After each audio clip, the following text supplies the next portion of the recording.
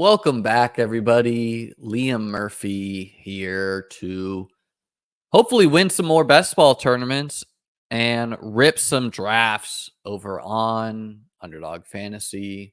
You can use promo code ChessLiam to get up and running there. If for some reason you are not up and running on Underdog, hope everyone had a wonderful 4th of July. I certainly did. Got some beverages in, hung by the pool. Had a good time. Underdog dropped what is called the Pitbull. Now, the Pitbull last year was a $75, roughly like 6,500 entrance contest. This year, it is quite a great structure. Let's read about it.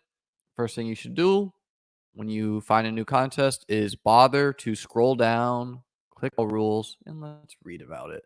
S-Dog in the house. Appreciate you announcing yourself. Guys, please take a feather from S-Dog's book. Announce yourself when you enter the chat, preferably with just capital letter that you relate to. Anyways, the Pitbull is a $20 contest, 10 entry max, which means you can only do 10 entrants. What's new about it is for the first time ever, we have 15 seconds per pick, which of course is the option I'm going to be drafting out of today. Do not enter yet. Do not enter yet if you want to draft with me. I'm entering in moments. There's also 8-hour picks and 30-second picks. 30-second picks are standard, but for whatever reason, Underdog refuses to enable auto draft for drafters who are not there. Every other platform does. I would love, Underdog supports the channel, sponsors me. I would love, but yeah, this is just the truth. For volume drafters, really anyone drafting, forcing people to go on auto draft is a positive experience when someone just signs up and doesn't draft. But their alternative is 15-second pick clocks. Going to hasten. This is going to be my first 15-second drafts. I've done the 10-second ones. I've done the 30-second ones a lot, obviously. And so we're going to be doing our first multi-table session today. I am flying out to Ireland tomorrow. Sunday. And so the Pitbull will be gone by then. So figured I'd get my teams in now. For those of you who subscribe to my site, beatbestball.com, I will have fresh rankings either today or tomorrow. And I'll have my drafters rankings up as well before I fly out. So you can get all that at beatbestball.com. Also drop some recent articles. Been receiving a lot of positive messages about the articles, such as in my Discord, which you can join in the link below, 100% free. Shout out Brady. Brady said something positive to me. He said, today I read every article. Wish I purchased it sooner. Great stuff. I've done 85 BBM drafts so far. For the rest, I'll be using your rankings and article recommendations. Shout out Brady. Be like Brady. Anyways, these are standard 12-person groups. Top 2 out of 12 advance. And then you have a nice, easy-to-beat 6-person pod in the quarterfinals. Top 1 person advances there. Again, an easy-to-beat 5-person pod. Top 1 advances there. 156-person final, if you make it, where you will be playing for, at a minimum, $500. So making the finals, if you max is $200. Making the finals almost guarantees you a 2.6, 2.7 or something, percent average profit there. You know what I'm trying to say? $300 profit minimum, $100K to first. So clearly this is a contest you want to be building for first. 10th is 10% of first. Second is 50% of first. Third is 25K instead of 100K. So really quite a top-heavy one, but not the harshest advance rates to reach the finals. I would have liked to see, maybe call this an 8-person group, call this a 7-person group. That gets you to a more reasonable, I don't know, 50, 60-person final. But this gives more people a final sweat. So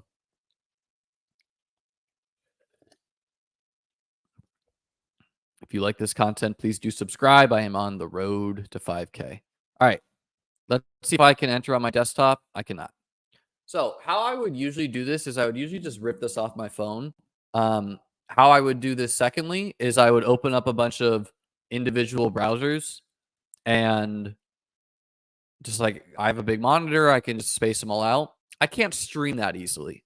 So what we do here is, or what I'm doing now, is I'm just going to enter a bunch. I have to keep them all in. I'm entering now, by the way. If you want to draft with me, I am in the 15-second Pitbull rooms. Please do fill these. I don't want to wait all day. What I'm going to do is I'm going to enter them all on my phone, and I'm just going to have to tab between them. Ideally, Underdog's pick counter is working correctly. We got our first one filled. So I'm going to enter them all on my phone. Then I'm going to open them all on the desktop. And usually, when everything's working correctly, Underdog will count down the picks at the top of your browser.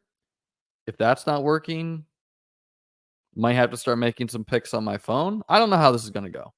Okay, I've maxed. Now what we do,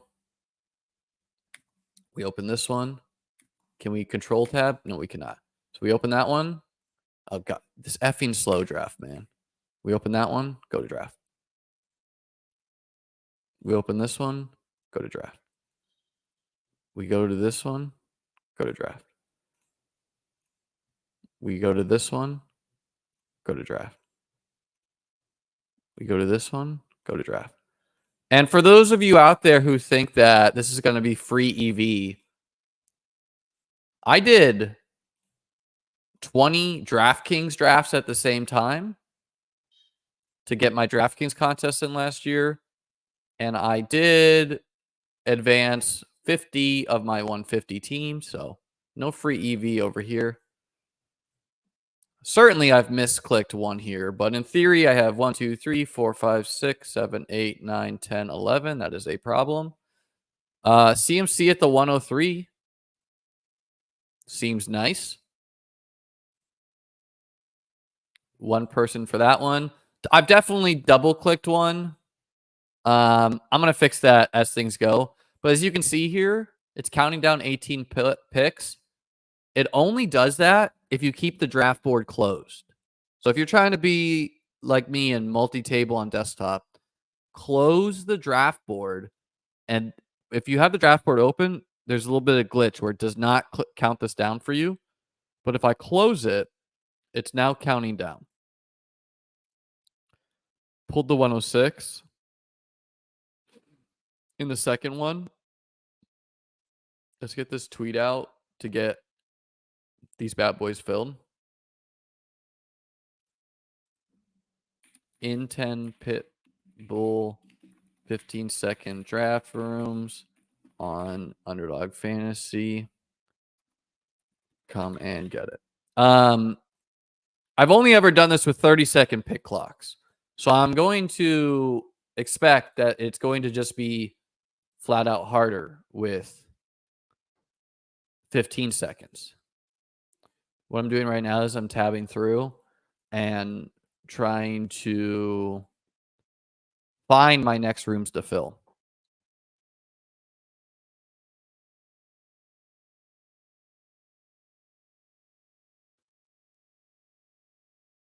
I don't have a VPN. How was your fourth? Is this a hangover stream? Yeah. We didn't get that crazy. For those of you who like poker and have been watching the WSOP main event,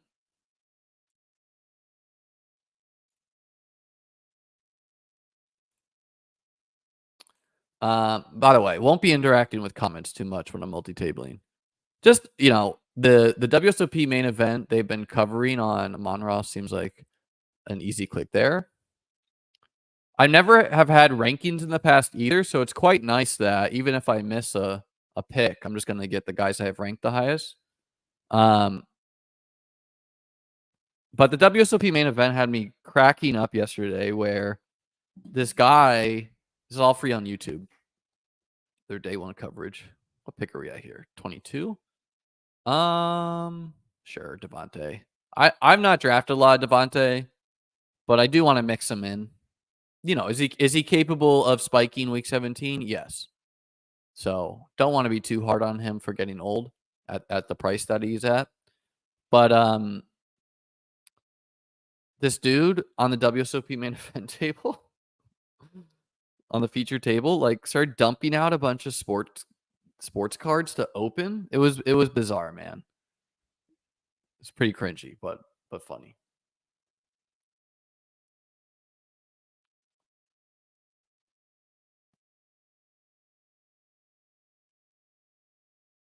Yes, brother. Gonna have the drafters rankings. Yeah, Jalen Waddle, second wide receiver, seems nice there. We do have a third filled.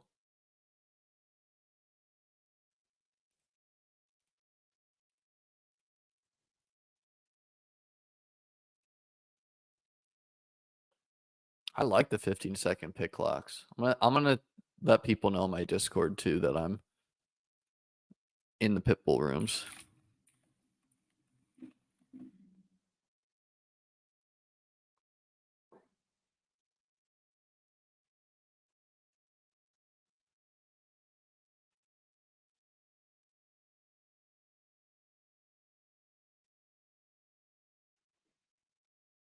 So a pretty casual 2-table right now. Oh, I guess I autoed Ayuk on that one, but a pick I would have made anyways.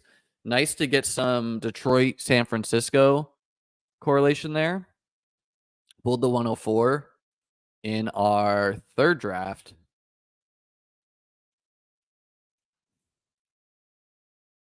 Let's close that.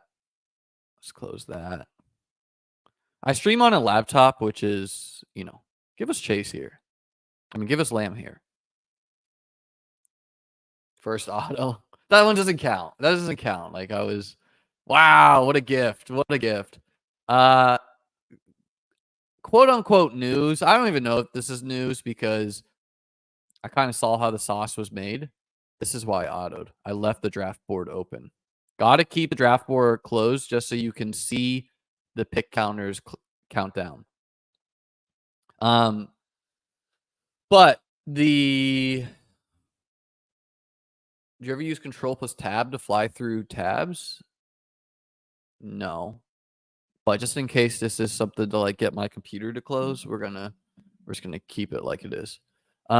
Anyways, Dak Prescott seen in a walking boot, although I don't even know if it was Dak Prescott because he was, yeah, I quite like Metcalf there as a third. Metcalf, you know, possibility he's the same boring self he's kind of been, but there's room for upside there. And that, you know, not exactly priced in at a third round price tag. Here, let's go Kirk having CMC.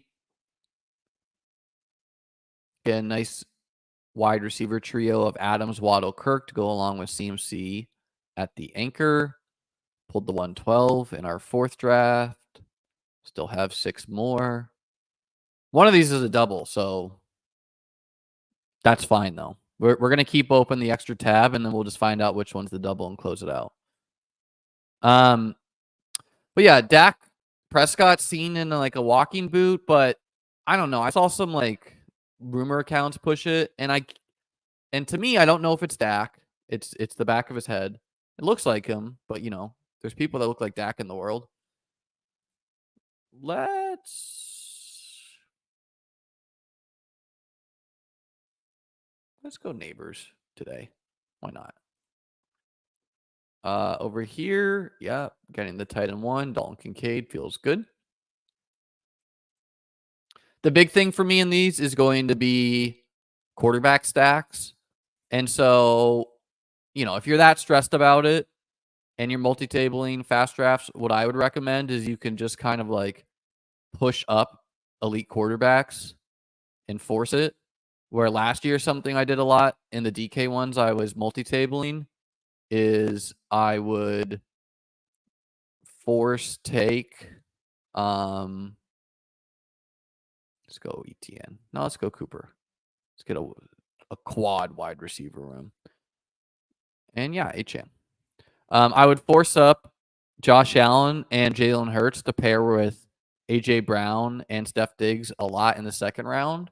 And that way I knew even if I wasn't getting like a second quarterback stack, I at least had some stacking. Because I think prevailing opinion amongst sharp people is you can advance purely auto drafting if you have good enough ranks, right? And you've layered them correctly. But you can kind of struggle in the playoffs. Let's go Marvin Harrison and Nico. You can struggle in the playoff pods where your lack of correlation and stacking can really hurt you in the 1 week tournaments. Pull the 107 in the fifth one here. So something you could do that to rectify is just to force elite quarterback a little bit earlier. But yeah, so yeah, Dak seen in a walking boot. Unconfirmed to me if it's an old picture. Wasn't noteworthy enough to like be reported on. Where are we at here? Pick 70. Yeah, I like some Rachaad White at pick 70. I like Rachaad White as a pick anyways. Like compared to Bucky Irving, Rachaad White is extremely athletic, 9.5 RAS or so. Bucky Irving, terrible RAS. Which, okay, there are successes such as Kyron Williams that had bad RASes, right? But most 1,000-yard rushers in the NFL come from guys who have elite RASes, which logically just makes sense too. Okay, we're on the clock in 2 places. Let's do Trey McBride this time because we did Kincaid before. And let's do Kincaid again because it's like I'd also consider James Cook there. Sure. Keon Coleman. Oh god, we're on the clock everywhere. Okay, we'll do Amon-Ra there. And we'll do Puka Nacua here. 1, 2, 3, 4, 5, 6. Call that 7. All right, now these things are really pacing up. Anyways, I'm not worried about Dak Prescott maybe being in a walking boot. He's like on vacation too. So seems like a no worry. If there was actionable enough news, I guess I'd lower CD Lamb from the 101 to the 102.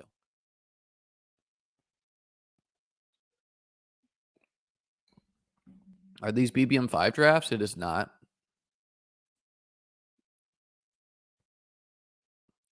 Let's go Anthony Richardson over here to pair with Neighbors. By the way, ripped some drafts yesterday on the 4th of July. Loved a lot of my teams and how they turned out. There were some wild people in the 4th of July rooms. Yeah, Zay and Tank. Love that pairing. Building out a Houston thing over here. A lot of week 14 buys, but who cares? Who cares about some buys? We're going Nico over there. Okay, this is the same draft. Oh, that's funny. I was like, wow, I don't know how I'm on the 106 at both spots. And I was like, I'll go Puka here, I'll go Amon-Ra there. Turns out that was the same exact draft, so I was just taking Puka. Let's go AJ Brown in this one.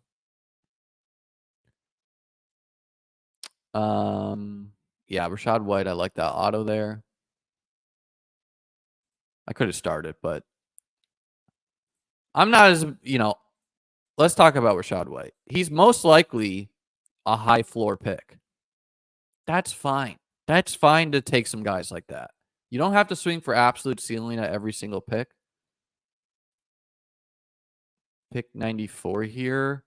We're going to force Brock Purdy just to secure a stack. Didn't want to go Curtis Samuel having Keon Coleman and Kincaid. So we're pairing Purdy with CMC there.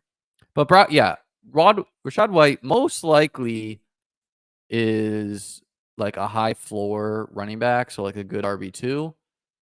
There's still potential for ceiling because I think the Bucks were weighted towards Yeah, let's go Kyron here. I think the Bucks were weighted towards passing touchdowns versus rushing touchdowns, so they could just score a little bit more rushing touchdowns through variance. Let's go Christian Watson actually today.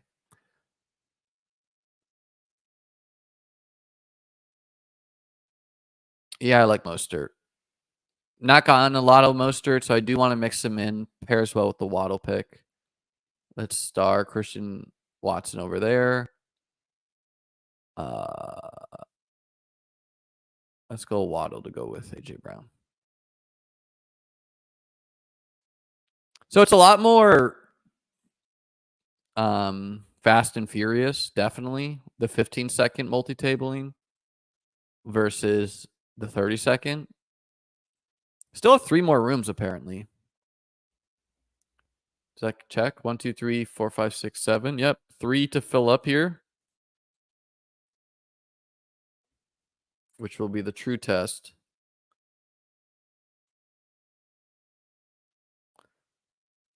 Yeah, we're just taking Keon Coleman every time. We're buying the fear dip there. Yeah, let's do Puka again.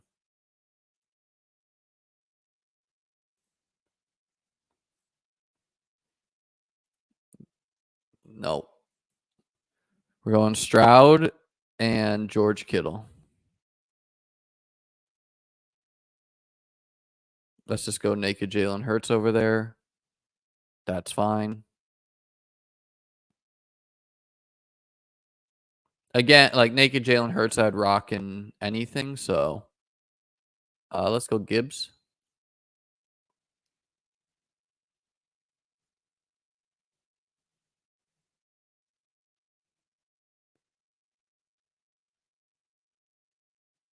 Any new articles coming out on the site? Yes. I have a lot of articles half written that I plan to get some out while in Ireland.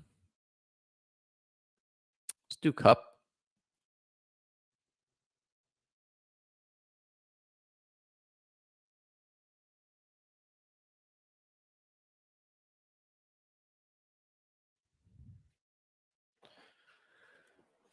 You could see those articles over at beatbaseball.com.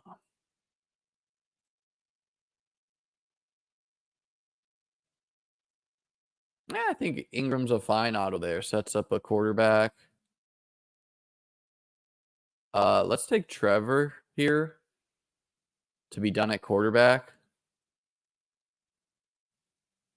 I'm going to recap all these teams when we're done. So that one, we at least have 2 QBs stacked up with players. Purdy with CMC, Trevor with Kirk.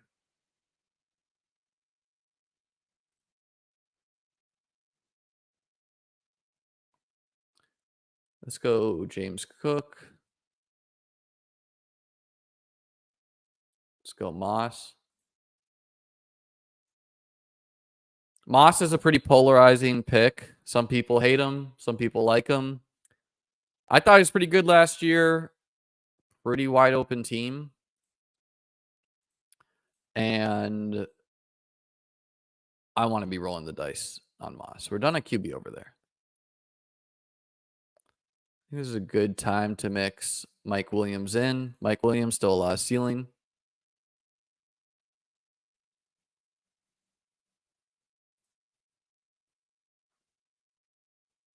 Sure. Josh Allen. And let's force Kincaid. That will be unique. Not a lot of people doing that.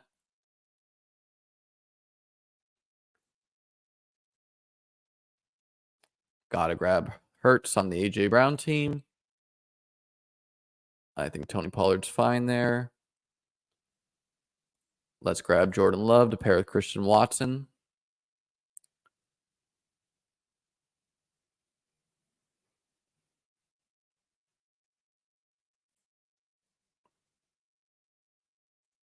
Ferguson and be done at tight end. We got a lot of week 14 buys on this squad, which we got to rectify. Let's go Jalen Warren, guy we want to be mixing in. Worthy.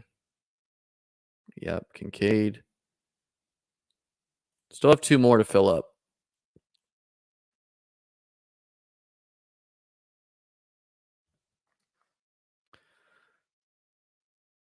Just FYI, dude, it takes a long time to write some of these articles, the research. You know, like my most recent article I published, which I published on Monday of this week, was 10K words. It takes a lot when that's only me.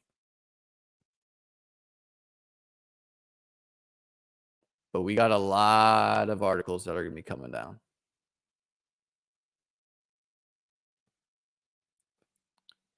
Yeah, Marvin Harrison. Marvin Harrison is a guy I'm 100% willing to eat the chalk on as far as like a chalky 12-hole pairing. And I'm even happy to be over the field on. Drake London is a guy I'm not as willing to do it with blindly. Let's go James Cook again to pair with Hurts. What tourney are these? Correct, it is the Pitbull. I think Rico, and we can be done at running back. And we'll hope to grab Pearsall in the next round. Dak in the walking boot. We talked about that. Chase Brown to pair with Zach Moss seems fun. Purdy as our second QB seems good. God, we're in wide receiver jail over here. Let's go Ferguson over Ingram, though, because we have Hurts for week 17 purposes.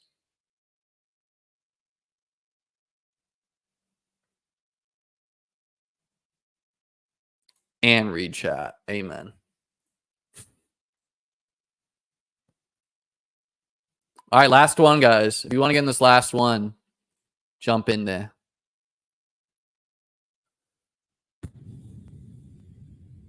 Looks like we did not get... All right, we'll do Jermaine Burton instead then. God, we're in wide receiver jail on this team. So we're passing on these running backs.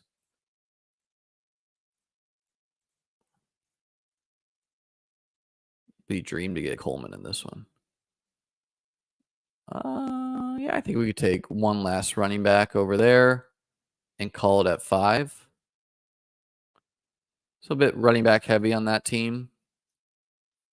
Adonai Mitchell.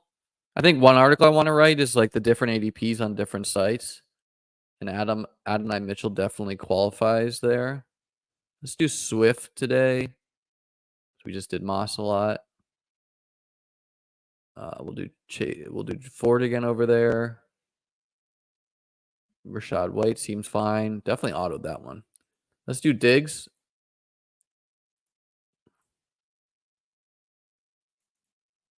No, they got us. Oh, no, we got Purdy to go with Kittle. We got them.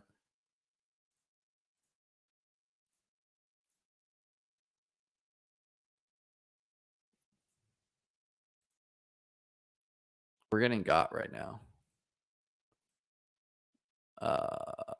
Let's go Breece Hall. Get one Breece Hall team. I don't know what just happened in some of these.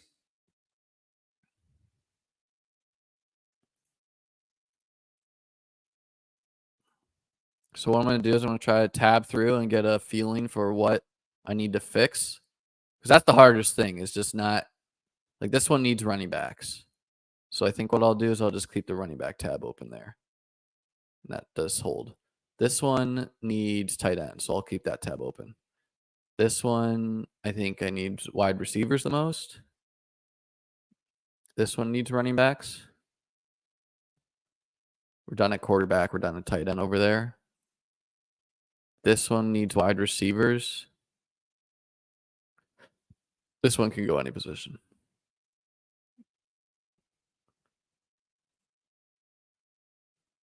Sure, Jermaine Burton.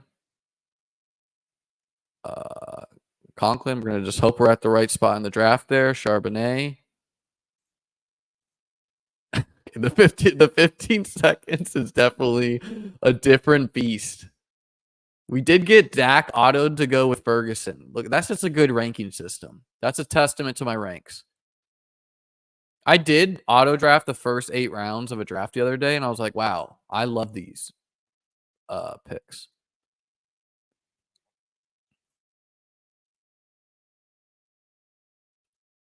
We got our last one filled. I need I need to do it on my phone, guys. I can't do it anymore on the desktop.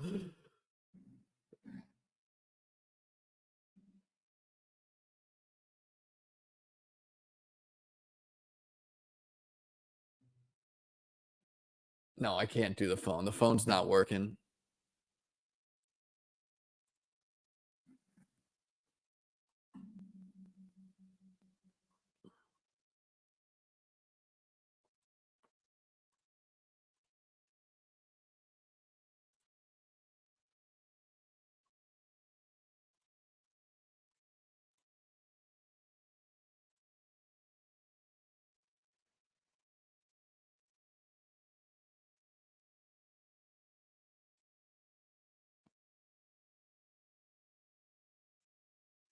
James Cook to go with Josh Allen.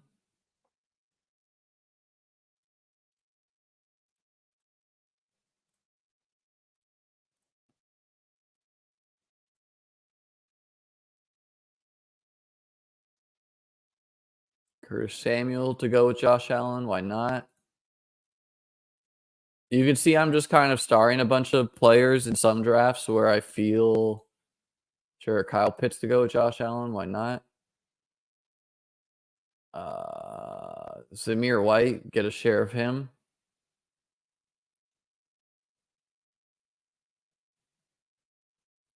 Kind of just going in and starring some positions I need. I think it's debatable what we even do for this team. Can do a 5th. Okay.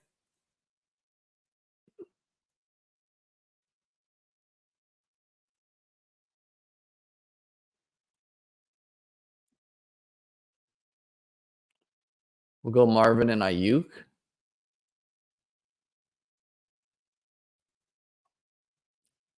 We want it was so much easier with 30-second pick clocks. I'm not gonna lie. This is me getting unique because I don't care about ADPs. Even I'm just like, I need this position on these teams.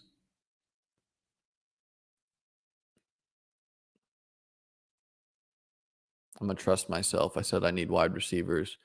Do need a tight end over here. Sure, David Njoku. Welcome to the squad. Let's focus on this one. Get a third tight end. We'll get one more running back, and then we'll throw it into wide receiver. I really want some of these drafts to start closing out. Let's do Romeo Dobbs based on ADP.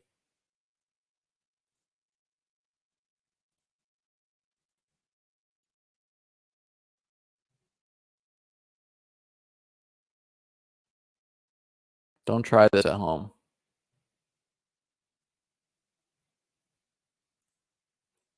We're doing Rodgers to pair with Malachi Corley as our second QB with Richardson.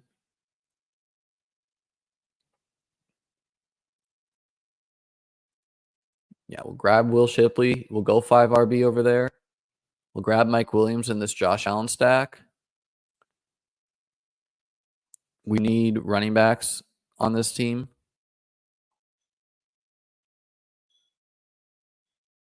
Running backs and wide receivers. We're going to go Ty Chandler as well. This team is going to end with a wide receiver.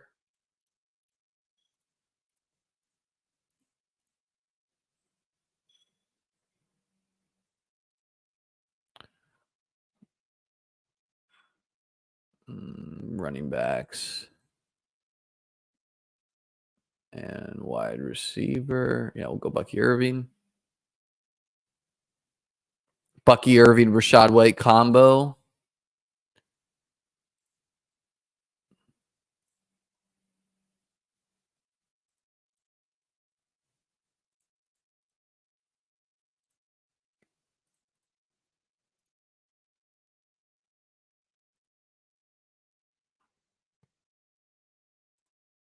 We'll grab Curtis Samuel there to go with Josh Allen.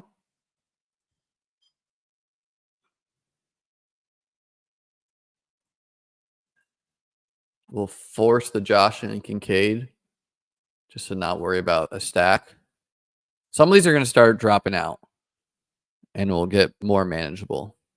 Only like one of the teams I think is like terrible right now. We're going to just start reaching on semi-reaching, right? Because we're where we are in the draft. But we need wide receivers on this team pretty badly. So that's what we're going to grab. Okay, our first to finish, rounding out 2583.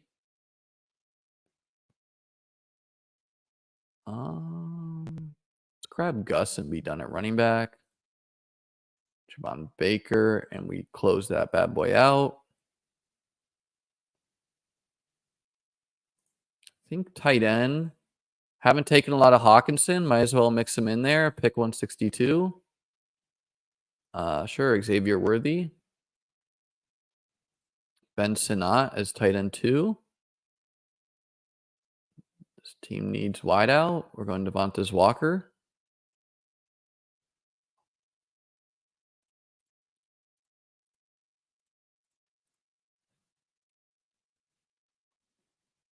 This team needs wide receiver. Let's go Michael Wilson this time. Pair with Marvin. This team. Let's grab Eckler. Get an Eckler team.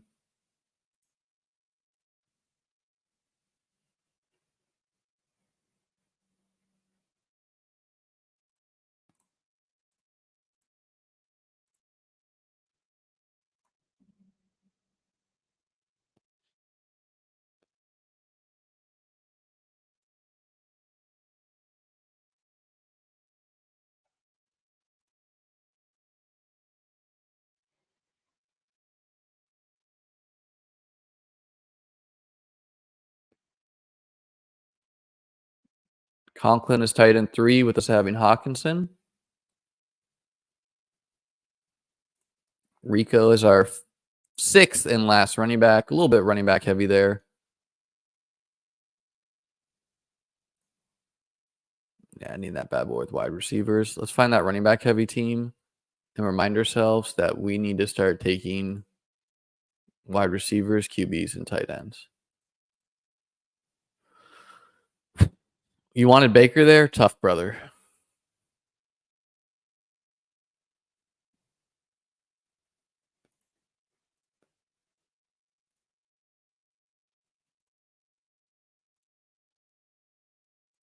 Njoku as our last tight end. Seems fun.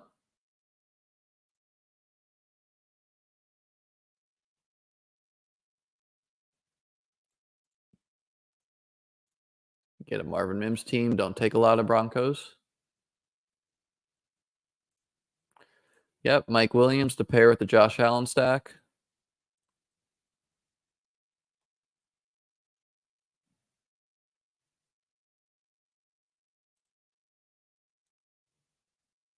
Sure. James Cook to go with Josh Allen. And let's also go Joe Mixon this time instead of Rachaad White. We want wide receiver there. I think Ray Davis to pair with Josh Allen makes sense. Keon Coleman, I like.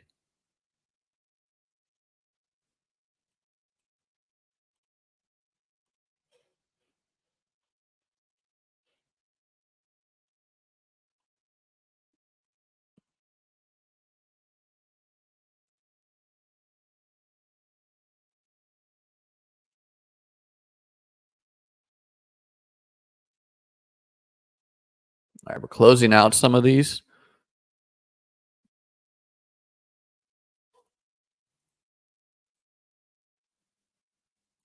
Last 2 picks. I think we throw one into running back. And Cleef Raymond makes a lot of sense on a Purdy team.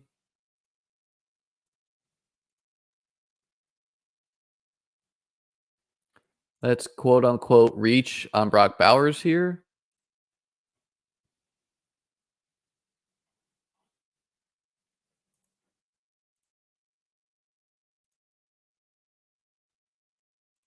We're reaching on Sanat too. Sanat is like free on drafters if you draft there.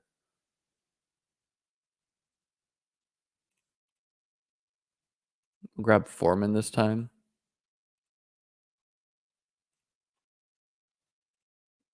and end this bad boy with a wide receiver.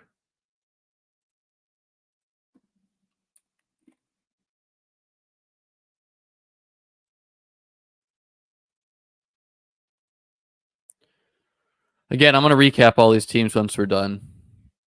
Some of them are definitely looking rougher than others.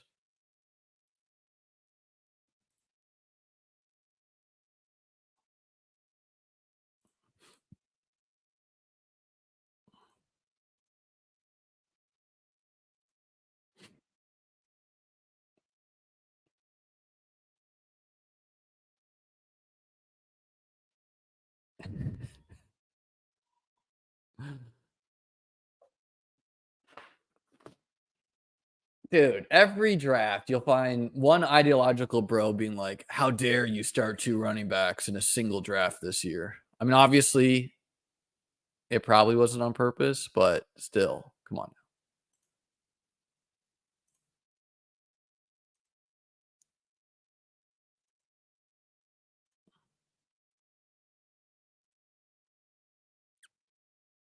Yeah, let's get weird. Ferguson to go with Kincaid, and then we'll reach on Curtis Samuel too. What am I doing over here? Sanat sounds good.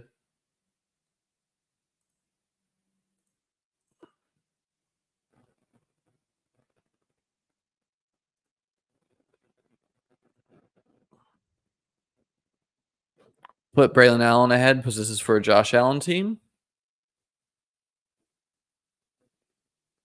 Kind of fine for some of these Josh Allen and Hurts teams to just not have a QB2.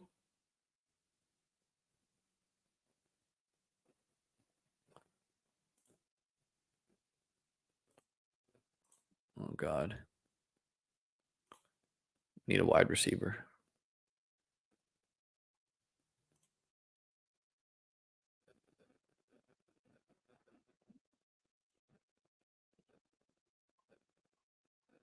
Sure. Malachi Corley. Malachi Corley is a dude who I keep taking who definitely has a 0 in his range of outcomes, but also could be the second wide receiver on the Jets. If you somehow have just discovered my channel, it's not usually like this, right? We don't usually stream so many crazy drafts like this. Let's reach on Caleb Williams to call it a day a QB over here. These are Pitbulls, 15-second draft clocks.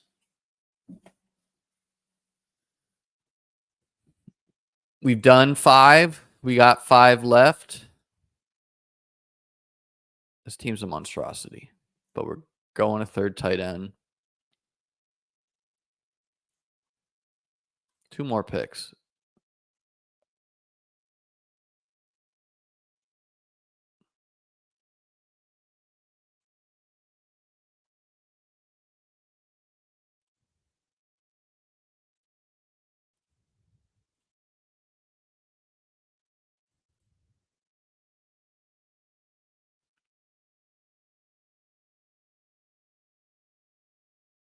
It's just pretty running back heavy, this one.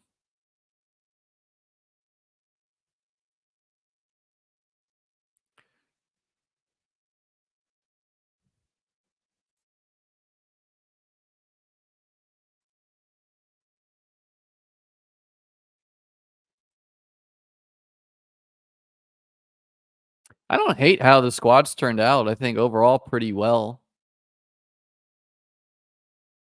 Some of them are definitely a little thin at one position, but you can get away with that. Oh, I didn't get the notification here about Tua. So, okay.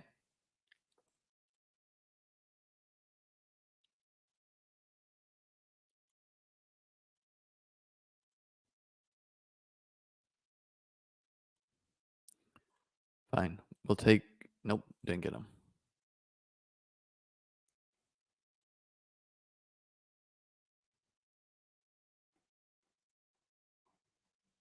Disaster.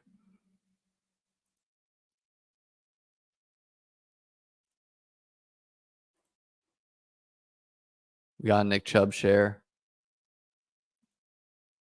I'm not even doing that many drafts right now. This is just being lazy. I'm not taking Brandon Powell to pair with JJ McCarthy. Yeah, I mean, I was only doing 5 there. I could have easily made my picks, but so be it. All the picks lining up. Yeah, that happens sometimes.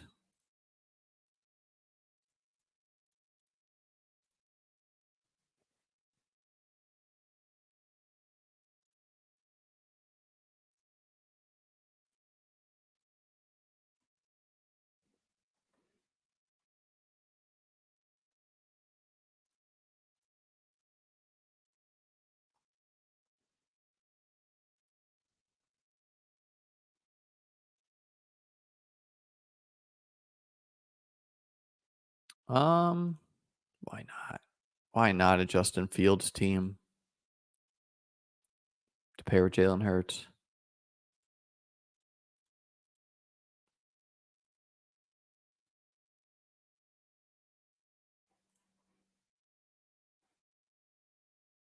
I swear I'm not getting the notifications on this one.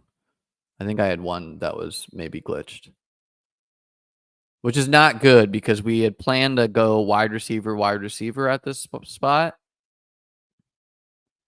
So Shakir to pair with Allen, but we ended up with Caleb Williams and Trey Benson. So at least we have our second QB. I guess gonna have to try to stack him with a running back. Got screwed in this room, which is normal. At wideout, you know, when you take a luxury pick at QB, 2 running backs, 2 tight ends, you're going to have to piecemeal it together at wide receiver.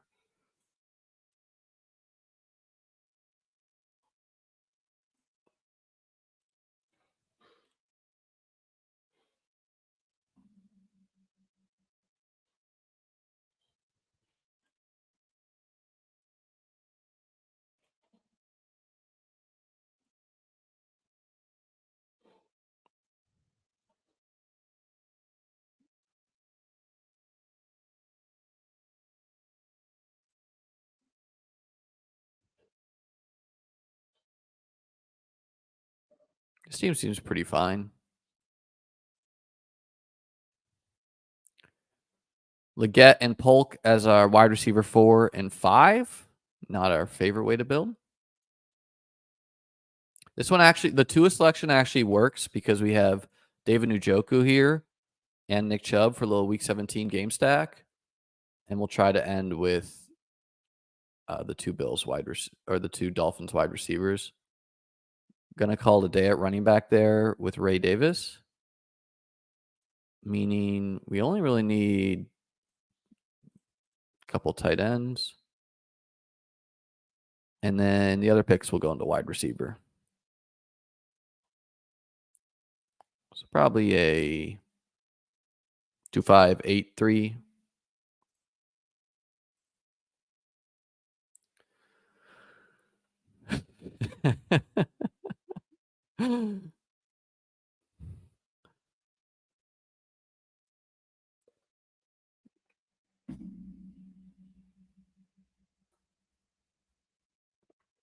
How come you weren't a fan of Eckler going into last year? Quite old for his cost.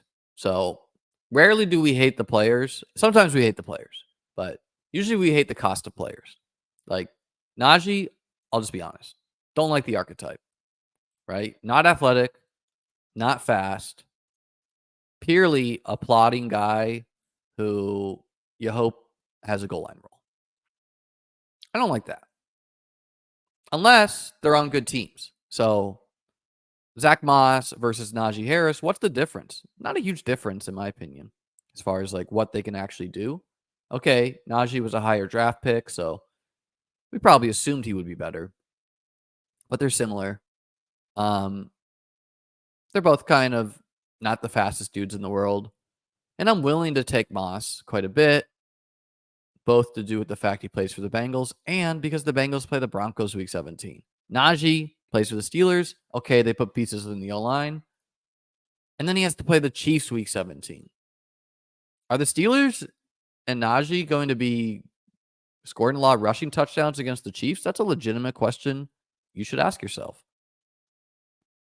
Let's get Conklin as our second tight end over there.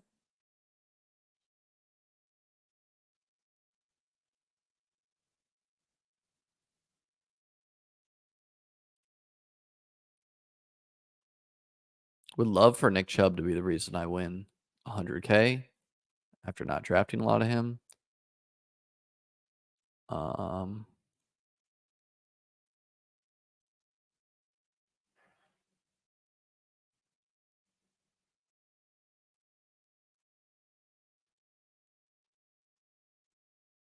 Boom.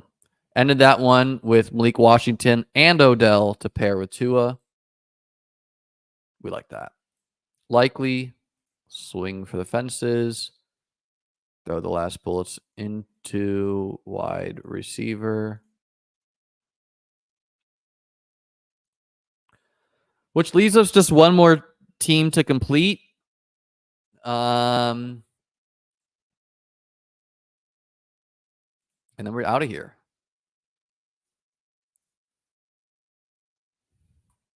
Controlling the clock would probably be their best bet to beat the Chiefs. Agreed. But controlling the clock doesn't score fantasy points.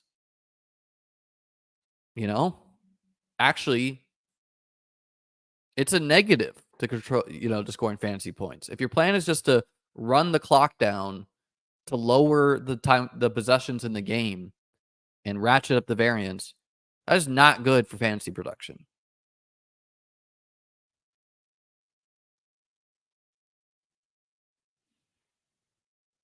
Najee is leagues better than Rachaad White? Absolutely not to me. Like 0%. What's he better at?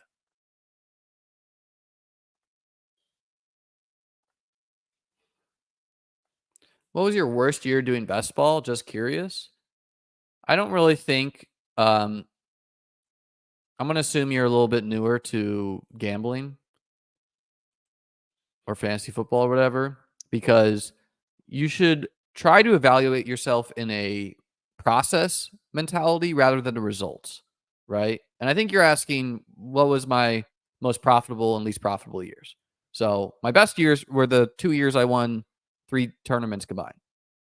Results.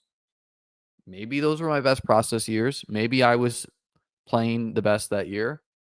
Or maybe that, maybe I had not the best process, but I ran good, right? Like that's all in the cards. Let's go DJ Chark today. We got a lot of Javon Baker. We'll try to end with one of Baker born to pair with.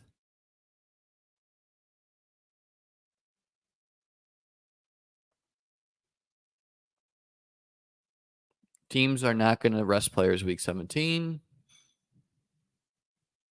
Nope. Rushing yards is not what scores fantasy points. 5 rushing yards, half a fantasy point. Rachaad White's efficiency, I think, had more to do with the O-line. Some people have a lot of Nick Chubb. And maybe they're right. I could be wrong. Rachaad White, also an elite pass catcher, according to ESPN Analytics. Let's dole through that in a bit.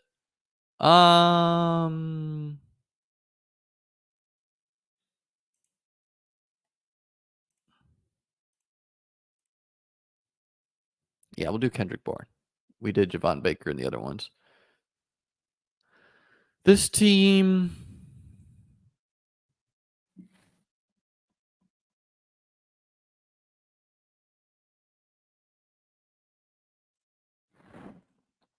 The question to ask myself for that team was, can I get away with 5 running backs?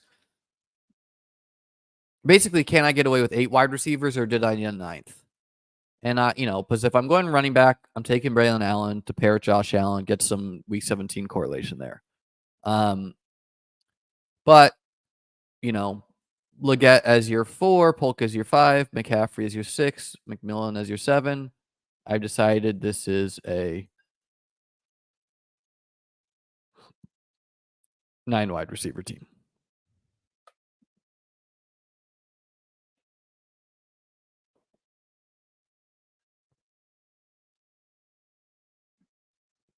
Do you think starting A.J. Brown, Adams, Devonta Smith, and Hurts is a smart beginning? Let's ignore the Adams part of that because that's really not what you're asking.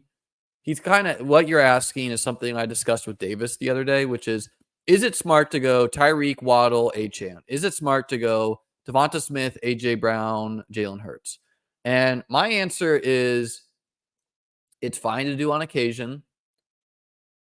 My assumption is it's being done at a higher rate than is optimal.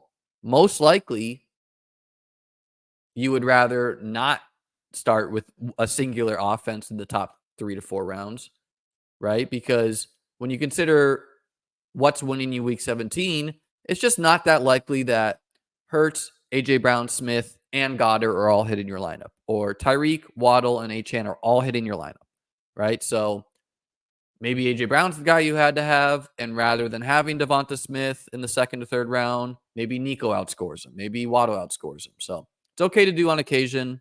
Like the Tyreek plus Achane is being paired at like way higher than is optimal, in my opinion. Thoughts on Blake Corum? I don't see you drafting him much. It's kind of weird. I was drafting him a lot early on. I have not been getting him as much recently. Which is something I checked in with myself on as well. I don't think any lower of Corum. I still like Kyron quite a bit, but maybe I just need to be my assumption is that other ranking providers just kind of caught up and are pushing his ADP up. But no, a guy who I want to have a healthy exposure to because we know the league winning upside is there. But my assumption is that Kyron is not going to 0.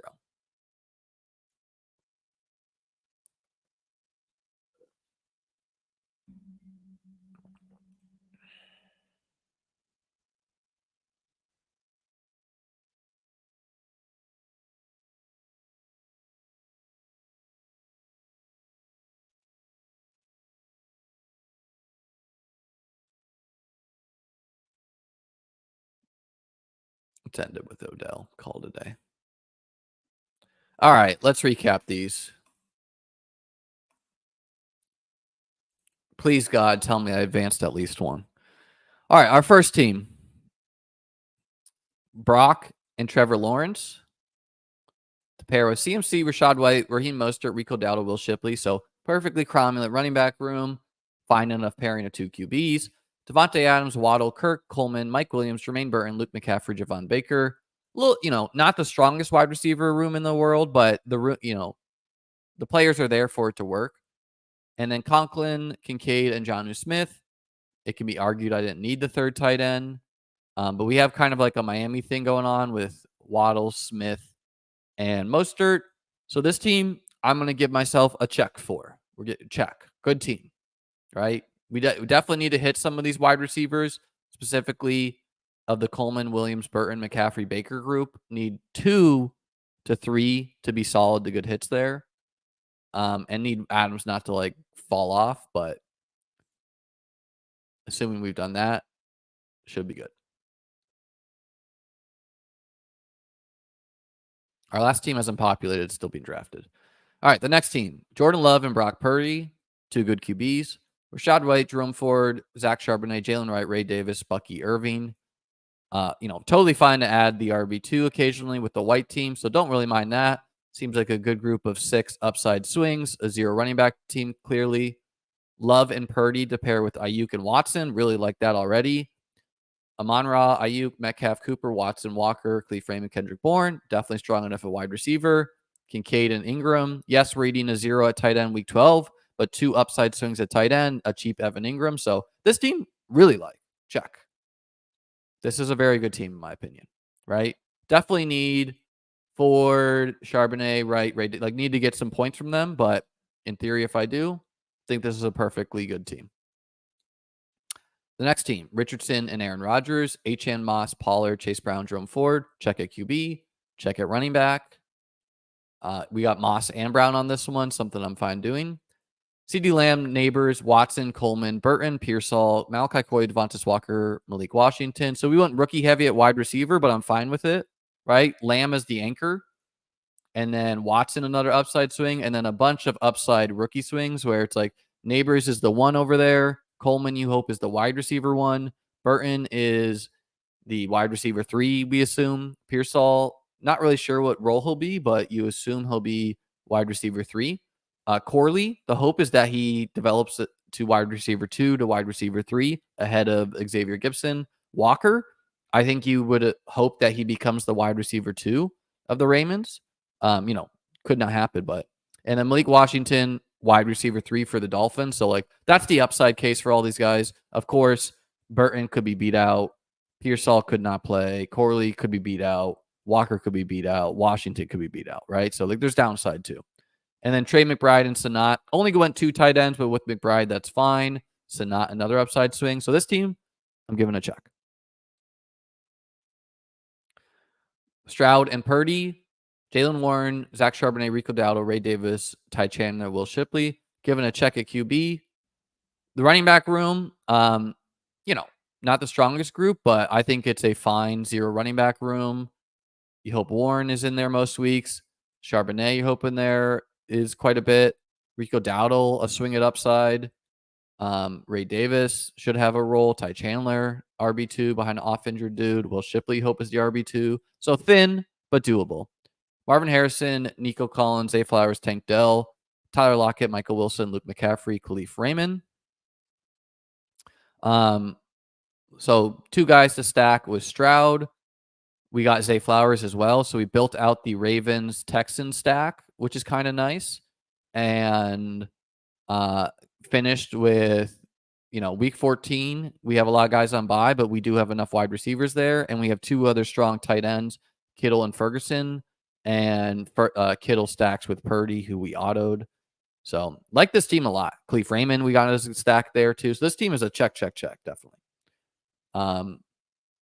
Hurts and Prescott. Autoed Prescott over here. Pretty sure.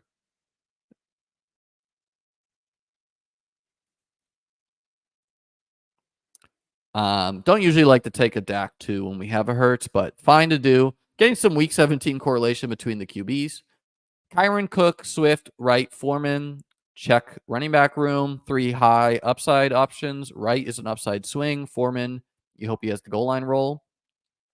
Puka Nacua, Nico, Xavier Worthy, Brandon Cooks to pair with Dak Prescott. Josh Downs, Jermaine Burton, Marvin Mims, Jalen Tolbert to pair with Dak Prescott, and Ferguson to pair with Dak. So we got a weird Dallas stack without CeeDee Lamb. We got no players of the Eagles to pair with Hurts, but that is fine. Hurts, one of the few QBs we're fine not stacking up. So strong QBs, strong running back, definitely strong tight end with Ferguson. Hawkinson, total mystery box, but he was cheap. And we got Conklin there too. I think wide receivers where you could argue we're a little bit weak, but in theory, Nico and Puka are our 2 high upside dudes. We're the major upside Cooks, spike week dude. And then we just need Downs, Burton, Marvin Mims, Tolbert to give us some. So not the best at wide receiver, but seems doable when we're strong elsewhere. Hurts and Fields. So Hurts and anyone is fine. James Cook, Rashad White, Zamir White, Trey Benson, Gus Edwards, Rico Dowdle. So a strong running back room. I think it can be argued we overpaid at running back, where we really didn't need a 6th after Gus.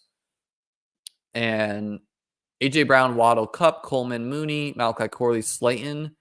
Not the best wide receiver room, but like 3 studdish dudes, you hope. Coleman, an upside swing. Mooney, spike weeks. Corley, we've already talked about. You hope he pays off.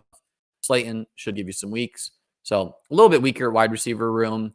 Njoku, Sanat, likely 3 upside swings at tight end. So I'm giving this one a check, but we would have played wide receiver a little bit better.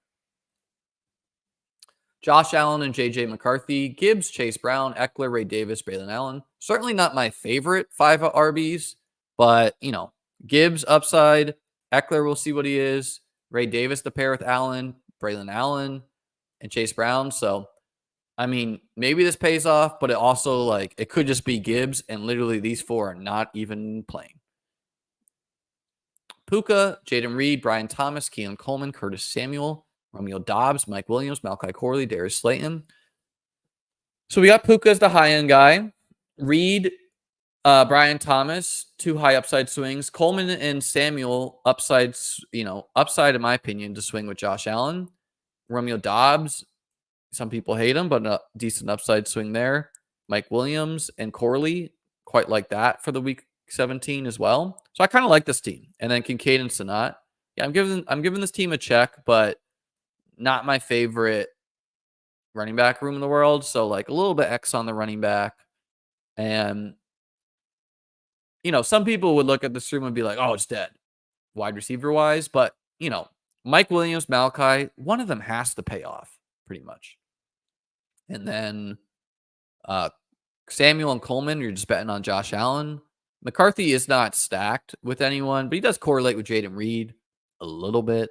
So Josh Allen and Tua, James Cook, Alvin Kamara, Charbonnet, Ty Chandler, Nick Chubb. Strong enough at QB, strong enough at running back. The real question is, what can Kamara give me? Is Chubb a 0? Even if Chubb is a 0, I think Ty Chandler and Charbonnet with Cook and Kamara hitting your lineup a lot can work. Garrett Wilson, Marvin Harrison, Stephon Diggs, Curtis Samuel, Mike Williams, Wan'Dale Robinson, Michael Wilson, and then Odell and Washington. Really just hoping one hits off in a pretty decent way to pair with Tua, with Kyle Pitts and Njoku. So strong enough at tight end, strong enough at quarterback, strong enough at running back. A little bit iffy there, but I don't think you can go more than 5 when you invest like this. And strong enough at wide receiver. This one, Hurts and Caleb Williams. So Caleb Williams not paired with anyone. That's bad. Brees Hall, Gibbs, Charbonnet, Wright, Ray Davis. Definitely fine at running back with 2 high-end options here. Zay Flowers, Roma Dunze, Xavier Worthy, Keon Coleman, Josh Palmer, Mike Williams, DJ Chark, Kendrick Bourne. Possibly this wide receiver room works, but it could fail, right? If Rome, Worthy, and Coleman disappoint and Palmer, Mike Williams disappoint, it's not going to work. But the possibility is there. Bowers, Conklin, likely. Great tight end room. The real question is, how do the wide receivers work for this team? So we'll give this one, I don't know. Not quite a check, not quite an X. It's a middling. Oh, we did get Caleb to pair with Rome. So I lied. There's a different one where I took Caleb. This one does have Caleb to go with Charbonnet and Rome for week 17. So that's a check. That's a check in that regard. And then our last team here. Honestly, these teams have looked pretty good, in my opinion. I think this team is the one where I took Caleb by accident. I got kind of lazy there after I finished some out. Josh and Caleb, which will, if you do what I just did, that's going to happen to you. Your dopamine kind of leaves you, and you're get tired as you go. Josh Allen, Caleb, James Cook, Joe Mixon, Trey Benson, Jalen Wright, Ray Davis. So I've been taking these guys a lot. 2 upside swings. They could not work, right? They both could be Tank Bigsby, but that's a swing I'm comfortable making in July, June, May. Josh Allen to go with Cook. Find enough group of 5 running backs where Cook and Joe Mixon are the starters, and then just need to get something from the 3 rookies. Caleb with no one is not good, but we'll ignore that. Marvin Harrison, IU, Curtis Samuel, Leggett, Polk, McCaffrey, McMillan, Raymond, Odell. So I'll give this wide receiver room, pretty kind of an X. Not the best, but it could still work because Marvin Harrison just needs to be a stud. Ayuk be good again. Samuel be a good wide receiver in Buffalo. And then really needs production from Leggett and Polk, 2 highly drafted rookies. And needs to get something from McCaffrey, McMillan, Raymond, and Odell. Really needs these 6 needs at least 3 of them to be good hits, to make it work at wide receiver. But if Marvin and Ayuk is hitting my lineup a lot and Samuel's giving me a lot of weeks, maybe I don't need as many weeks at wide receiver as I think. Kincaid and Ferguson, a really strong tight end duo. Having Caleb with no stacks is obviously not the best. And I usually don't build this thin at wide receiver, but even this, I think, can work. So overall, I would say this was a success. We went elite QB quite a bit to kind of just help myself, not worrying about trying to thread the needle on some stacks. But we even did thread the needle on some like mid-round quarterback stacks, like the Love and Purdy team, probably my favorite team we've built here. So what do you guys think? Let me know out there.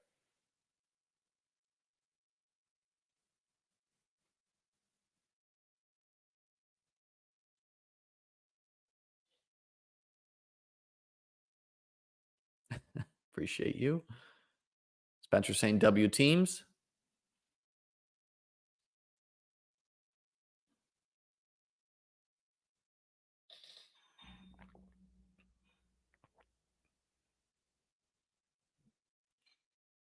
How often are you punting quarterback? Any worry that a guy like Purdy scoring near the same as Hurts could wreck these teams? Okay, first of all, I would not assess what I just did in 10 Pitbulls as like my overall drafting strategy. I've drafted a lot of Purdy, and I really disagree with your definition of punting if you think taking a 9th round quarterback is punting off quarterback. I think you're paying for quarterback when you take Purdy, because what are you giving up?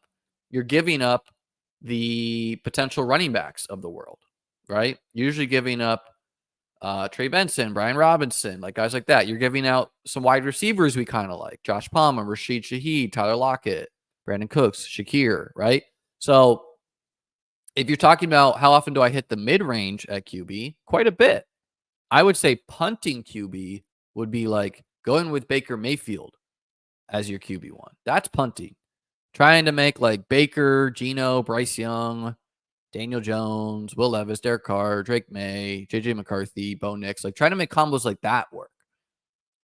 I don't do that too often, but I will even do that. I'm hitting the mid-range a lot, and I'm hitting elite pretty at a normal rate, maybe a little bit above average. Like I'm hitting it on Mahomes a little bit less often because you have to really pay for his stack partners. I'm hitting it on Richardson a little bit more because you don't need to stack him, and he's just kind of like who he goes around is kind of like I don't know, you know. Josh Allen, I'm definitely hitting in the 4th. Hurts, I'm hitting. Lamar, I'm hitting, but not as much. Stroud, I don't get as much. So, really depends. You took Jets, so it's a W. Appreciate you, Lex, for the super chat.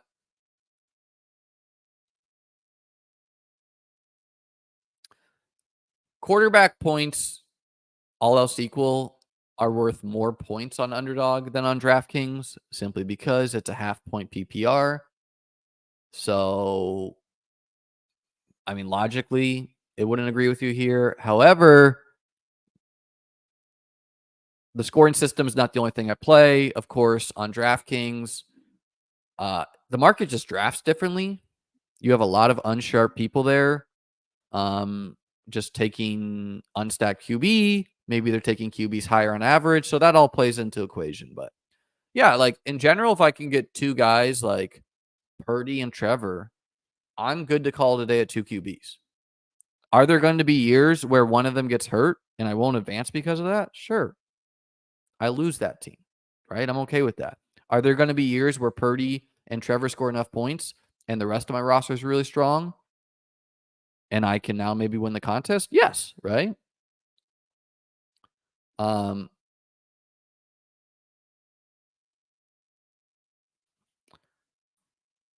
Yeah, I mean, agree and disagree here.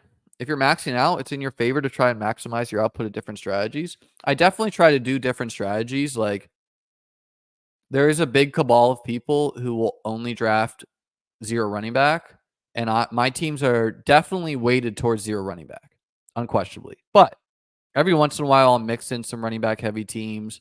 Every once in a while, I'll do some weirder things. But in general, I think, like, if you think there is a way that to draft that's optimal, you should be doing that quite a bit. But I still want to be mixing it in. Let's talk about some tweets I put out. that I thought was interesting. One is I think I'm gonna do an article related to this. What exactly defines zero RB? That's a good question, Eddie. I would say the definition of zero RB, just for our purposes, would be 5 wide receivers through 5 rounds. But like if you detour for a quarterback or a tight end and then you go wide receiver again, it's like, so maybe it's like no running backs until I think like the old school definition needs to change because if you take your RB1 in round 7 and 8, like you're getting 2 good running backs. So really 0 RB this year is like no running backs until the Devin Singletary range. So round 10. But whatever. These were the worst defenses as far as points allowed last year.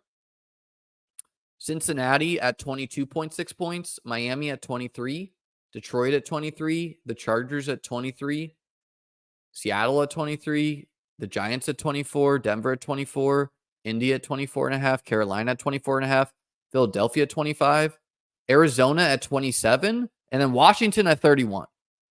Right? So who got better to you guys? Who got worse? I think is this is like where you should start, where it's like, what spots do I want to target in week 17? Washington was a field goal worse than the second worst team in the NFL. They were a full touchdown worse as far as points allowed than some bad teams last year, right? They were a touchdown worse than Miami. I targeted a lot of Philly running backs last year because I thought Arizona was bad on defense. That was good process. Arizona did allow the second most points on defense. However, there's a lot of chaos. There's a lot of randomness in the NFL. So even though I was right, Arizona was bad on defense last year. They allowed a lot of points. Guess what? Arizona beat Philly in that game. So you have some, and that's the randomness of the NFL. Cardinals scored 35-31. So it was a shootout, so like it could have paid off, but Philly lost, right? Like it wasn't my thought going into the season was like, oh, Philly will be good. They could just kind of like run the ball a lot on Arizona, run it out. Didn't work, but I think targeting Atlanta players who get to play Washington is logical. Yes, they made moves to improve, but how much can you improve from being that bad? And maybe they get some of just a better scheme overall. I've been targeting a lot of Cincy players who get to play Denver, who was bad. Seems quite likely they will be bad again. I think Philly and Detroit are the two teams who you can point to and say they're going to be much better because they've spent a lot of resources on their corners, and that's kind of where they were bad last year. The Giants acquired Brian Burns, so that should improve them a little bit. The Chargers were really just like unhealthy, so they should like naturally be a little bit better, but we'll see there. Cincinnati, I think you could say would be better because their offense will just be better. Miami, I think, got worse. Like they shipped out talent. So they've been a target. Seattle, new coach over there. Indy, probably not the best again. Carolina, I think maybe even got worse on defense, but their offense will be better. So that allowing 23 points a game, who cares? When you allow 30.5 points per game, that's really bad, So Atlanta or Washington, who's going to be super pace up, they could again like Bijan, Kyle Pitts, Drake London. These are feathers in the cap for the Atlanta pieces.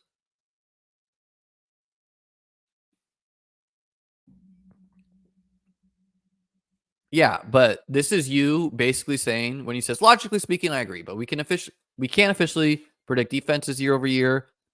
Also, even if you or I think a defense sucks, the Eagles, Cardinals, a perfect example. Yeah, okay. So you're kind of what you're basically saying is anything can happen, so why are we even try? Hard disagree from me. I don't push back that anything can happen, right? In my opinion, though, we should be thinking in probabilistic mentality, meaning what's going to happen most often. And so if you just say anything can happen, that's too much of a micro edge. Okay, fine. But that's how I won Best Ball Mania 2, attacking that micro edge. Detroit sucked at run defense last year. I looked at what they did in the draft. I looked at what they did in free agency. They didn't do enough. I thought they would suck again. I targeted Chris Carson. I targeted Rashad Penny. And I got paid off by $1 million by doing that. So, no, I don't agree that it's hard. Like, basically, humans don't like to do things that are hard, which trying to, or maybe even impossible in their minds, which, of course, it is impossible to know who will be the worst defense in the NFL. We're not going to just know that for a fact, right? But we can make an effort, right? And yes, injuries can occur. The Ravens can go out and be a really good defense. Every single player on their team could get hurt in game 1. That could happen, right? That could happen. But just because something's hard doesn't mean we shouldn't try to do the micro edge. And it does not mean like, hey, I think Washington's bad on defense, I'm going to only draft Bijan. But maybe it means, maybe I'm going to take a little bit more. Maybe I'll break the tie here for, I can't remember his name right now. Not Rondale Moore. The dude who was on the Bears and is now a Falcon. Help me out. You get my point. Maybe I break the edge here for an Atlanta player. Or maybe I only had 10% Bijan and maybe I want 12 Mooney. Thank you. Yeah. Maybe I break the edge towards Mooney here. Or for me, it's like, hey, I really do want Moss, who I think could score on Denver.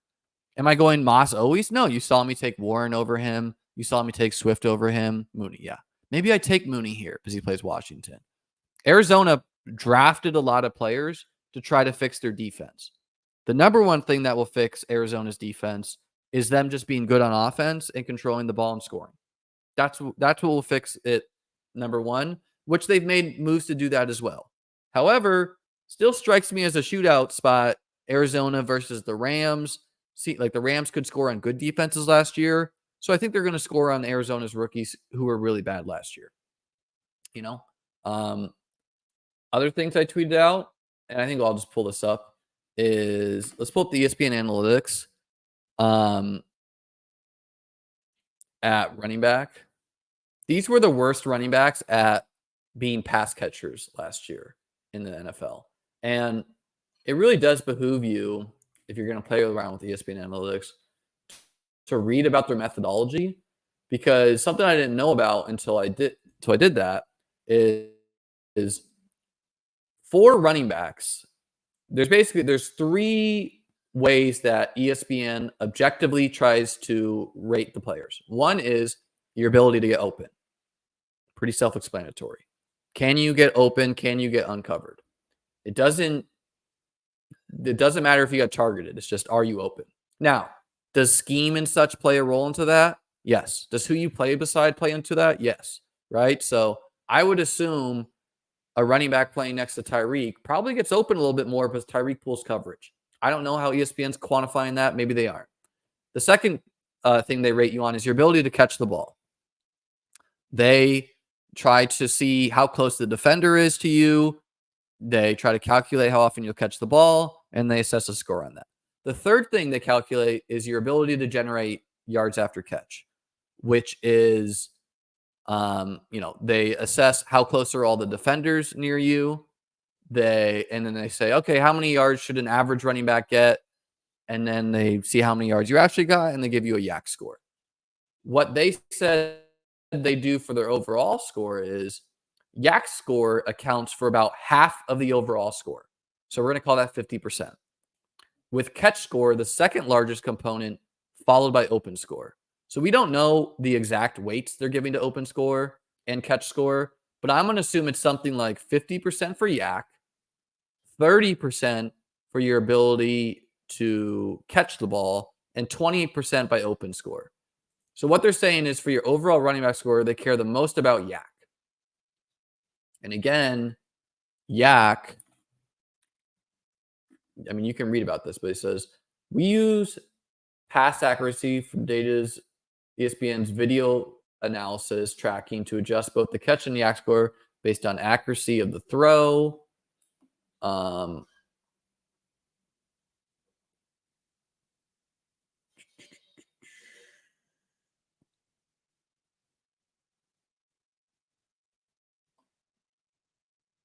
does it count for double teams? I don't know. You can read all about this over at ESPN Analytics. How does the catch score work?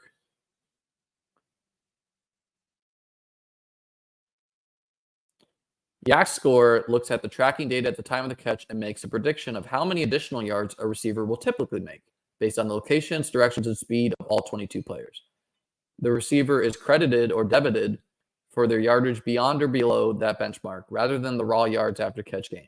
Some plays and situations lend themselves to a lot more or little yak, so yak doesn't measure mere yards, but rather the yards the receiver was able to generate beyond the expected amount. So what they're saying is they care about most about your ability to generate yards after catch for a running back because they think that is what's most in the running back's control. And yes, the ability to get open and catch it is nice, but it doesn't. We don't care about that as much as what they're saying. And they're saying Ramondre was terrible overall. He wasn't good at getting open, catching the ball, or generating yak. Miles Sanders was terrible. DeAndre Swift is a surprise here. He was bad at getting open. He was okay at catching the ball and not that good at generating yak. Michael Carter was bad. Jahmyr Gibbs is a big surprise here. Really good at getting open, bad at catching the football, not good at generating yak either. Jerick McKinnon was bad. That's not a surprise. Saquon was bad. Not that good at getting open. Kind of average there. Okay at catching the ball. Really bad at yak. And maybe what we could say is like, okay, but maybe that's because of just how bad the Giants offense was. But they're trying to isolate that, right? Madison bad. Montgomery bad. Pollard bad. Kyron bad. Kind of a surprise, but kind of good at yak. So they just said that Kyron was bad at getting open. ETN bad. Bijan bad. Mostert bad. In the good category, CMC a good receiver. 99 on the catch score, meaning he catches everything. Okay at yak, okay at open.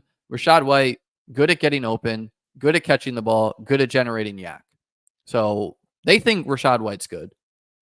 And as a receiver, this is as a receiver. AJ Dillon was a huge surprise, and I think he's the guy you could point to and be like, AJ Dillon's not good. Maybe he is actually okay as a receiver. You had to have 20 targets to qualify, by the way. P. Ryan, a good pass catcher. That's something we knew. Brian Robinson, good at yak. So it seems to be like guys like Brian Robinson and Kenneth Walker being here are kind of due to like didn't get as many targets, but when they did, they occasionally were explosive on it. Ken Walker is really benefiting from his yak ability, and maybe NFL teams should be aware of that and be like, okay, we know that Ken Walker's boom bust, but he's good at yards after the catch, right? Blocking rating, nope, that's not part of it. You can also play around with like how many routes guys ran. So the NFL leader in routes last year was CMC, White, Tony Pollard. Pour one out. I drafted so much Tony Pollard last year. Wish I didn't. Bijan, Gibbs, ETN, Pacheco, Eckler, Joe Mixon, Jerome Ford, James Cook, Singletary, Gibson, Saquon, and Breece Hall. In today's markets, I would say Ford sticks out as too cheap, and arguably Antonio Gibson if he's going to be running that many routes again. Of course, Ramondre got hurt. The NFL leader in targets, CMC, Gibbs, Kamara, White, Breece, Bijan, Pollard, Cook, Ford, Eckler. Open, no one was better than James Cook at getting open. Unfortunately, James Cook, not the best at catching the ball or generating yak, but, young player. Blocking is why they're on the field. Well, this is when you ran a route, I think is what they're assessing. Right? So, and I don't know, guys I sent this to Jacob Sanderson because Jacob was like, oh, I hate Jacob, who I had on the other day. It's like, I don't like Moss. I don't think he's good. Look where Moss clocked in. Pretty good as a receiver, right? Ahead of Achane. And then I sent him Gibbs. Which, I mean, look, Gibbs, I think, was hurt a little bit. So I don't think this is the end-all, be-all. You can look at some 2022 numbers, which I did. And it's like, okay, did anyone from the bad section do well the next year? And the answer is kind of like no, right? Like JT, did he do well in 2023? No. Now there's complicating factors there.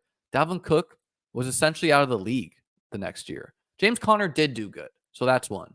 AJ Dillon did bad this year and then good the next year before. I don't know what's going on with his data. Ramondre, they said, was bad. He was not that good again. Najee, they said, was bad. He was not that good again. Mostert really didn't get it done as much as like a pass catcher. He got it done as a goal line rusher. Fournette was out of the league the next year. Tony Pollard was bad the next year. Saquon was not that good. How about in the good? CMC was good again. Eckler dropped off. Mixon did not drop off that much. Kareem Hunt dropped off. McKinnon severely dropped off. So they're all, like Swift, they said was good, and then he dropped off. So maybe that was a thing to do with the Eagles scheme. Singletary, they said, was good, and then he dropped off. So there's some inconsistencies there. Rashad White's placed well back-to-back years. So definitely not the end-all, be-all, but a cool, objective data. Chill out, Nathan. Liam, question I had, 77% of Richardson last year before maxed out. It killed me. But I think my process is right. Do you think if I did this on a running back, should I just go 3 QBs to protect myself? On a running QB, no. I had a lot of Richardson last year as well, especially in the high stakes, where just because I got a lot of back half of the draft slots, I was not getting. Well, I mean, look, that's a feather in the cap for ESPN Analytics. It thinks CMC was number one. We kind of think that too. I would say AJ Dillon is an example of a non-feather in the cap. I would say Gibbs and Swift being on the bad end is makes us question it. Man really wants that 5K. I do want 5K subscribers. Help me out. I don't understand why me talking about this is correlated to that, but what were we talking about? Oh yeah, the Richardson thing.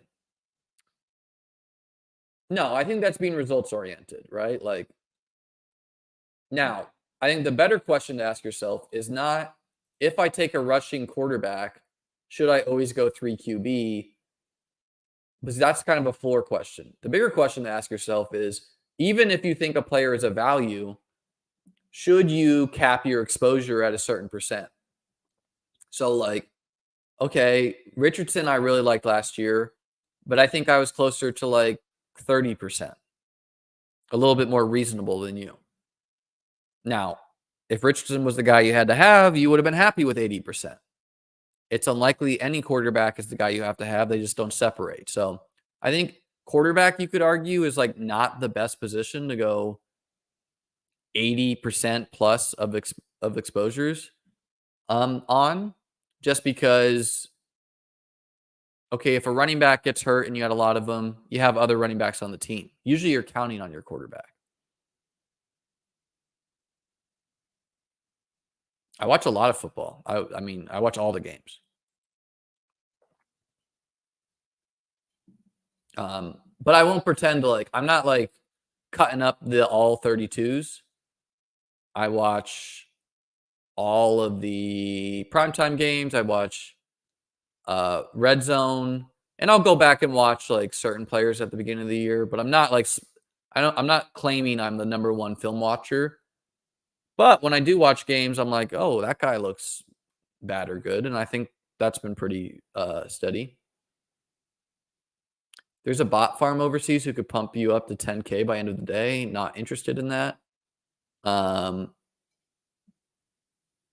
Bro's questioning your no ball. I know, man. People love to ask all sorts of bizarre questions. Anyways, appreciate you guys all being here. I am going to Ireland on Sunday. Not coming back until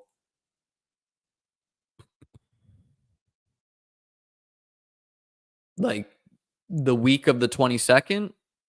So going to, maybe I'll have 2 streams between, maybe 1 stream next week, 1 stream the week after. It won't be as much. Still will be updating my rankings over at Beat Best Ball. Kind of a slow time anyways. We are coming close to NFL training camp. I want to get those dates.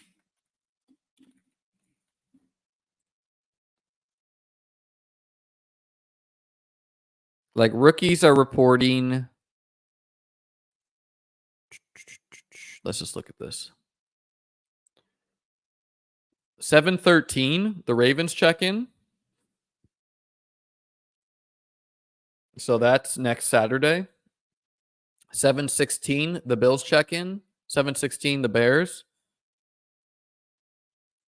That's just for the rookies, by the way. But we are getting training camp starting not next week, but the second week. We're going to be getting legit training camp reports, which is nice. So we'll be getting word pretty early on how Keon Coleman is looking. We'll be getting word on Devontae Walker with the Ravens. We'll be getting word on how Caleb Williams is looking, how Bo Nix and crew. So pretty nice here that we're going to be starting to get tangible news. Does your Beat Best Ball subscription also cover redraft ranking / strategy? I don't have anything for that yet, but I think I'll put it together later in the year where, I mean, in short, the difference between redraft and best ball is you can justify swinging for upside at every pick in redraft because you can cut players and add players. But I'll put together some redraft rankings for anyone who like drafts in ESPN home leagues or FFPC, probably by August, because that's when people want that. You know, they don't need that in now.